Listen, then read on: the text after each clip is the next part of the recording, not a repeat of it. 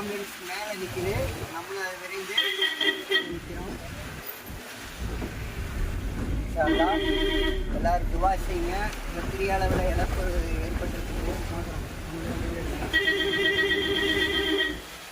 வண்டி வந்துக்கிட்டே தான் இருக்குது. ஆம்புலன்ஸு போய்கிட்டே தான் இருக்குது.